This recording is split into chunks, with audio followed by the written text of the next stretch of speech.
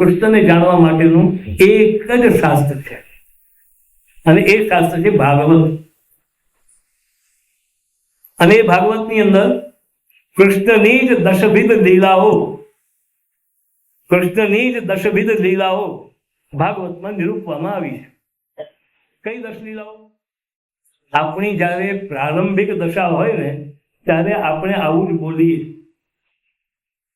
જ્યારે આપણી પ્રારંભિક દશા હોય ત્યારે આપણે આવું જ કહીએ કે સર્ગ વિસર્ગ. આ બધા કેટલાક જુદી પ્રકારના શબ્દો છે.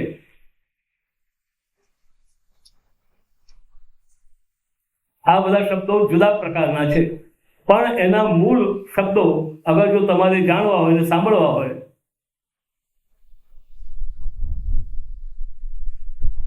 તો તમારે થોડીક વારને માટે એક તો ગઈકાલનો આપણો જે અધૂરો વિષય હતો એને પણ અહીંયા આપણે સામેલ કરવાનો છે, અને બીજો એનો વિષય છે ભરત મુનિનું નાટ્યશાસ્ત્ર. એ બંનેમાં રસની 10 અવસ્થાઓ બતાવી છે. એ દરેકમાં રસની 10 અવસ્થાઓ બતાવી. એમાં ભાગવતનો તૃતીય સ્કંદ એટલે શ્રાવણ વદ આઠમ. શ્રાવણ વદ આઠમને દિવસે કૃષ્ણનો પ્રાદુર્ભાવ થયો, અને જે દિવસે કૃષ્ણ જન્મ્યા તે દિવસે તમે આમ તમારા હાથથી બતાવો કે એમની કેટલી સાઈઝ હશે?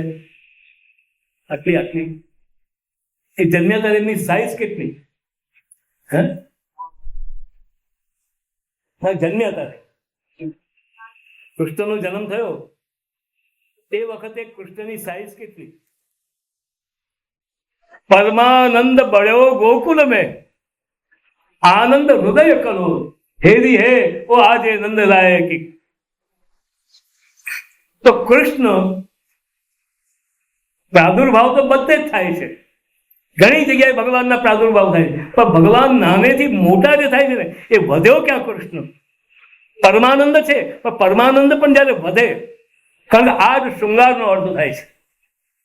કારણ કે જો કૃષ્ણ શૃંગાર રસાત્મક છે તો શૃંગાર એટલે આર એટલે રસ અથવા આર એટલે આનંદ. એનું જે શૃંગ એટલે સૌથી ઉચ્ચ ભાગ, છેલ્લામાં છેલ્લીની સીમા, એનું નામ શૃંગાર. રસ તો બધા જ છે, કરુણ પણ રસ છે, બીભત્સ પણ રસ છે, ભયાનક પણ રસ છે, પણ એની જે છેલ્લામાં છેલ્લી ઊંચામાં ઊંચી જે ટોચ, જેમ કે આપણે જેને હિમાલયની ટોચ કહીએ તેમ, તે રીતે રસની છેલ્લામાં છેલ્લી જે અવસ્થા એ શૃંગાર છે. ત્યારે પરમાનંદ તો ખરા ભગવાન, પણ એની છેલ્લી ટોચ, પરમાનંદ પણ રસ છે, એની છેલ્લી ટોચ કઈ? તો પરમાનંદ બળ્યો ગોકુલ મેં. આ પરમાનંદ ક્યાં વધ્યો? ભગવાન ધીરે ધીરે ધીરે મોટા થતા ગયા, મોટા થતા ગયા. તો કોણ મોટું થયું? અત્યારે ભગવાન શબ્દ બોલી જાઓ. આનંદ મોટો થયો, આનંદ વધતો ગયો, રસ મોટો થયો. ત્યારે એ જ રસને તૃતીય સ્કંદથી આરંભ થાય છે અને દ્વાદશ સ્કંદમાં એની પરિપૂર્તિ થાય છે. સર્ગ વિસર્ગ, સ્થાન, પોષણ, કોટી, મન્વંતર, ઈશાનો કથા, નિરોધ, મુક્તિ અને આશી. હવે એની જે સમગ્ર, હવે આના જે મૂળ ભાવો છે એને વાત્સાયન મુનિ અને ભરત મુનિ પોતાના શાસ્ત્રમાં જણાવે છે. વાત્સાયન મુનિ કહે છે, હવે તમે યાદ રાખજો કે જે આપણે ગઈકાલે ચક્ષુ પ્રીતિ, ચક્ષુ પ્રીતિ એટલે કયો સ્કંદ? સૌથી પહેલું તૃતીય સ્કંદ. જયારે આપણે જાણી લઈએ છીએ કે આ બધું જ બ્રહ્મ છે, તો પછી આ દુનિયાની કોઈ પણ વસ્તુ માટે પછી આપણા મનમાં અણગમો રહેતો નથી. એ ચક્ષુપ્રીતિ. અને સર્જનમ સર્ગ, આ સ્થિતિ ક્યારે બને છે કે જ્યારે કૃષ્ણ જ આનંદ રૂપે આપણા મનમાં જ્યારે એક નાના સ્વરૂપમાં જ્યારે પ્રગટ થાય છે ત્યારે આપણામાં ચક્ષુપ્રીતિ. હવે જો ચક્ષુપ્રીતિને તમને જો વધારે ક્લિયર ન થતી હોય તો પછી એને ક્લિયર કરવા માટે તમારે ભરત મુનિ પાસે જવું પડે. એ પોતાના રસશાસ્ત્રમાં, નાટ્યશાસ્ત્રમાં જાણે, કારણ કે નાટ્યશાસ્ત્ર અને કામશાસ્ત્ર આ બંને ભક્તિશાસ્ત્રો છે. આ બંને ભક્તિશાસ્ત્રો છે. એમાં નાટ્યશાસ્ત્રની અંદર વિપ્રયોગાત્મક ભગવત સ્વરૂપનું પ્રતિપાદન છે અને વાત્સન કામશાસ્ત્રની અંદર સંયોગ સ્વરૂપાત્મક ભગવત સ્વરૂપનું પ્રતિપાદન છે. એટલે આ બંને શાસ્ત્રો એ કૃષ્ણાત્મક છે અને કૃષ્ણનું જ સ્વરૂપ બતાવે છે. તો તમે આને વધારે ક્લિયર કરવા માટે અગર જો ભરત મુનિને તમે પૂછો તો એ પાછી રસની 10 અવસ્થાઓ બતાવે છે વિપ્રયોગાત્મક. એ કઈ? પ્રથમે ત્વવિલાસસ્ય દ્વિતીये ચિંતનમ ભવે તૃતીયેન સ્મૃતિ પ્રોક્તા ચતુર્થે ગુણ કીર્તનમ ઉદ્વેગ પંચમે પ્રોક્તો વિલાપ ષષ્ઠ ઉચ્યતે ઉન્માદ સપ્તમે પ્રોક્તો ભવેદ વ્યાધિ તથાષ્ટમે નવમે જડતા ચૈવ દશમે મરણમ ભવે. હવે એક મુદ્દાની વાત એ યાદ રાખી લેવાની છે કે બંને શાસ્ત્રોમાં રસની જે છેલ્લી અવસ્થા છે એ મરણ છે. રસની નાટ્યશાસ્ત્ર થોડો વિષય તમને જો અઘરો લાગે તો મને ફરી પાછું પૂછી લેજો. પણ રોજ રોજ તમે ખીર ખાયા કરશો તો દાંત બગડી જશે મગજ. ત્યારે બંનેની અંદર રસની જે 10મી છેલ્લી અવસ્થા છે એને બંને મુનિઓ મરણ કહે છે. રસની છેલ્લી અવસ્થા કઈ? દશમે મરણમ ભવે. અને એ બંને મરણ કયા છે એને ભાગવત શું કહે છે?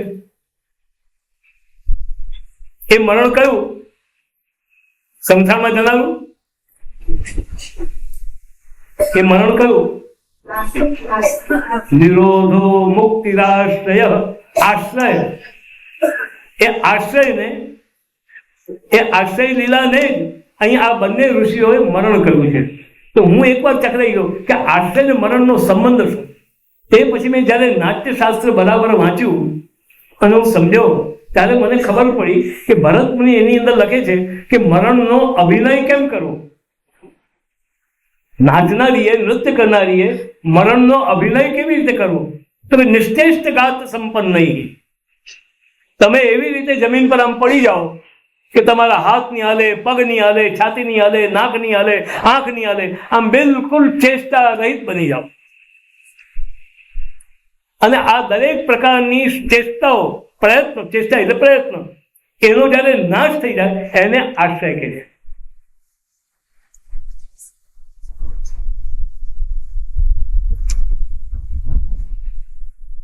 અને આ જ વાતને શ્રી ગુસાઈજી પોતાની વિંશતિ કારિકાની અંદર પ્રદ્યુમ્ન સહિ વિજ્ઞેય ભાવાધારસ સલાહતા.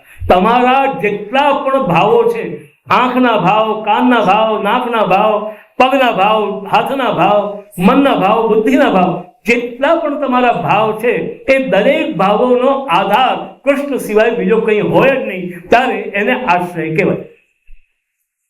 હું તમને એક વાત પૂછું, તમને ખાલી આજે કૃષ્ણ દેખાય છે કે બીજું કઈ દેખાય છે? દેખાય છે. તે તમારો એ કોનો આંખનો અન્ય આશ્રય. તમારી આંખનો દ્રષ્ટિનો આધાર કેવલ કૃષ્ણ નથી. તમે કૃષ્ણ સિવાય બીજું જોઈ શકો છો. એક વસ્તુ યાદ રાખજો કે ભલે તમારી પાસે આજે પ્રત્યક્ષમાં હોય કે નહીં હોય, પણ જો મનમાં એની પોસિબિલિટી પડી હશે તો ક્યારેક ને ક્યારેક એ બીજી વસ્તુ તમારા જીવનમાં સાકાર થશે. તો આજે આપણે બીજું જોઈ શકીએ છીએ. બોલો, અત્યારે હું તમને આ બધી ઠાકોરજીની વાતો છોડી અને દુનિયાની બધી વાતો કરું, તમારા કાનમાં સંભળાશે કે નહીં? કેમ? એ આપણા કાનનો અન્યાય છે. આજને દિવસે આપણે બધા જ ગમે તે કહીએ અને એટલા જ માટે વેદ મંત્રને સમજવાની જરૂર છે કે કાન તો કાનના અધિપતિ દેવતા, આંખ તો આંખના અધિપતિ દેવતા, વાણી તો વાણીના અધિપતિ. આપણે એને આધારમાં લઈ અને એ જે આપણને સંભળાવે, જે દેખાડે, જે બોલાવે, જે સુંગાડે તેનો આપણે અનુભવ કરીએ છીએ. અને એટલા જ માટે અમે બધા બ્રાહ્મણો બધા અમારા દેવતાઓને પ્રાર્થના કરી શું કરીએ છીએ? ભદ્રમ કર્ણેભિ શૃણુયામ દેવા ભદ્રમ પશ્યેમ અક્ષભિર્યજત્રાઃ. હે દેવો, કાનના દેવો, અમે સારું સાંભળીએ એવી કૃપા કરો. કોણ કૃપા કરો? હવે હું તમને લોકોને ભાઈઓને એક વાત પૂછું કે તમારી ઘરવાળી અગર જો તમારી સામે હે ફલાણા યુવક, તું મારા પર એવી કૃપા કર, હે ફલાણા યુવક, તું મારી આંખ પર એવી કૃપા કર, બોલો તમને ગમશે? સાચું બોલો, બોલો તમારાથી કોને ગમશે? તો આંગળી ઊંચી કરે. એકાદ પણ આંગળી ઊંચી થાય કે કેમ મારે જવું છે? તો પછી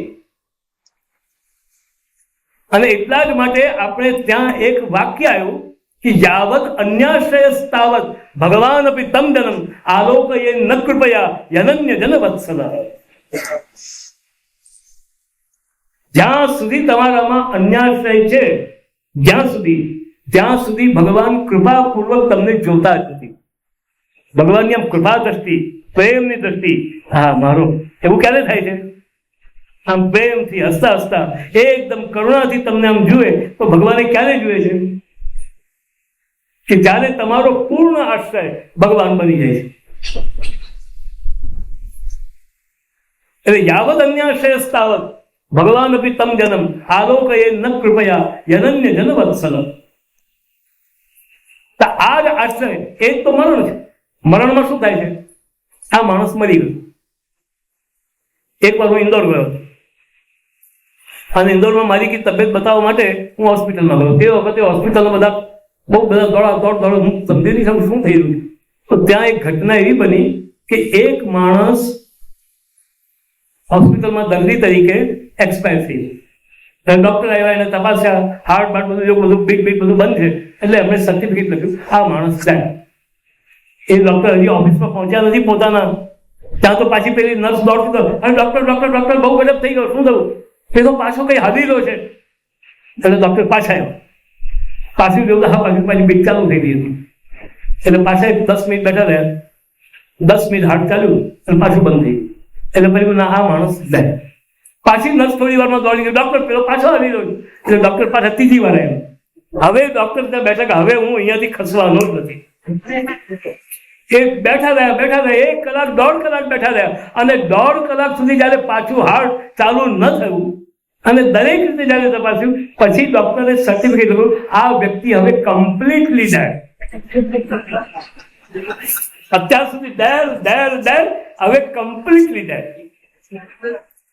એટલે આપણે બધા આશ્રયમાં છીએ પણ કેવા ડેડ, હજી કમ્પ્લીટલી ડેડ થયા નથી આપણે. એટલે ભાવાધારસ એટલે ગુસાઈજી કહે છે કે જે કમ્પ્લીટલી ડેડ, કે જેના જીવનની અંદરનો બીજો, એટલે આપણે મરણ એટલે જેની બધી જ ઇન્દ્રિયો અને મન વગેરે બધું સ્ટોપ થઈ ગયું, એ આશ્રય છે.